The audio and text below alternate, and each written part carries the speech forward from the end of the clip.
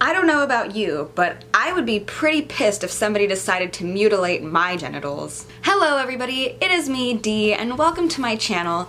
Today I wanted to talk to you about why I believe you should not circumcise your son. There are so many things out there today on why circumcision is good for your child, but I have 5 reasons why circumcision is actually not that beneficial for your children. So let me just go ahead and dive on in for you guys. The first reason why I believe that circumcision is not okay is because it has no medical reason or rhyme or purpose at all. In America, circumcision is a regular practice, but in other countries, up to 90% of men are not circumcised, and they have no negative problems that they deal with because of that. Popularity of circumcision actually started in America because of a status quo.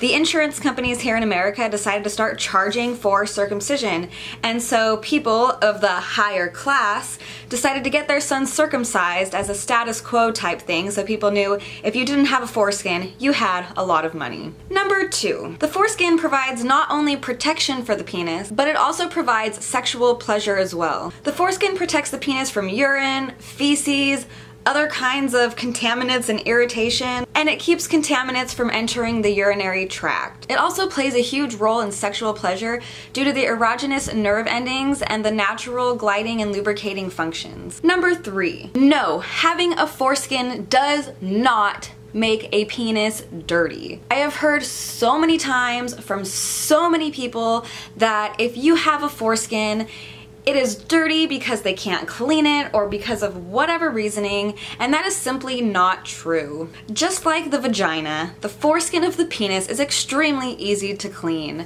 For a baby, all you need to do is clean what you can see. You don't need to pull back the foreskin or anything like that until it's naturally ready when the child reaches usually their adolescent stage. And at that point, all they need to do is pull back the foreskin and clean underneath it, just like a woman would clean their vagina. It really doesn't require any special attention. Number 4.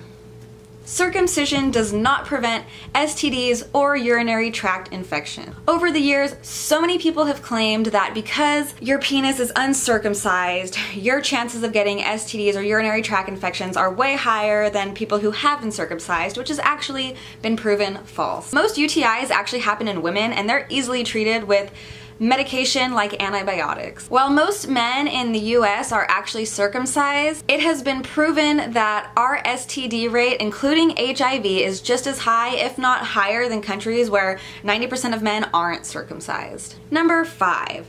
It's not your body, so it's not your choice. I am a new mother expecting my son here in the next 4 or 5 weeks, and I personally believe that since I am not a man, I will never experience what it's like to have a foreskin.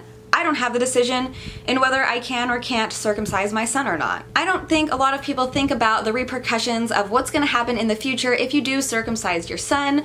You may circumcise your son, which is a completely irreversible surgery, and you might create a resentment towards you from your son simply because you decided to go ahead and circumcise him without his permission. Circumcision permanently alters a boy's genitals by removing the foreskin, which is a perfectly healthy and functioning part of their sexual organ. And having your son circumcised, even at an early age, is still going to cause them pain and discomfort, regardless of whether they'll remember it or not. Luckily, these days, more and more men are actually voicing their opinion about the fact that they are not happy with being circumcised and having lost a huge part of their personal sexual anatomy. So I know personally I wouldn't want my genitals mutilated, especially at an early age before I can actually make the conscious decision to do it myself.